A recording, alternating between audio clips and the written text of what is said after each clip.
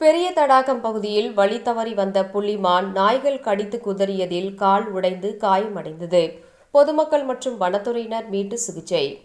கோவை பெரிய தடாகம் பகுதியில் வனப்பகுதியில் இருந்து வழி தவறி வந்த புள்ளிமானை அங்கிருந்த நாய்கள் கடித்து குதறியதால் கால் உடைந்து காயமடைந்தது. அருகில் இருந்த பொதுமக்கள் வனத்துறையினருக்கு தகவல் தெரிவித்து மீட்டு சிகிச்சை அளித்தனர். கோவை ஆனைக்கட்டி மலைப்பகுதியில் யானை, சிறுத்தை, மான் உள்ளிட்ட காட்டு விலங்குகள் உள்ளன. இவைகள் அவ்வப்போது மலை அடிவார பகுதியில் வருவது தொடர்கதையாகி வருகின்றது. இந்த நிலையில் நேற்று பகல் நேரத்தில் வனப்பகுதியில் இருந்து ஒரு புள்ளிமான் வழி தவறி பெரிய தடாகம் பகுதியில் குடியிருப்பு நிறைந்த பகுதிக்குள் வந்துள்ளது. அதனை பார்த்த அங்கிருந்த 4க்கும் மேற்பட்ட நாய்கள் புள்ளிமானை சுற்றி வளைத்து கடிக்க தொடங்கியுள்ளன.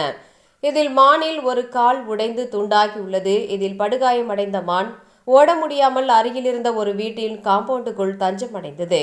இதையடுத்து அருகில் இருந்த பொதுமக்கள் வனத்துறையினருக்கு தகவல் தெரிவித்துள்ளனர். அங்கு வனத்துறையினர் புள்ளிமானை மீட்டு சிகிச்சை அளித்து வருகின்றனர்.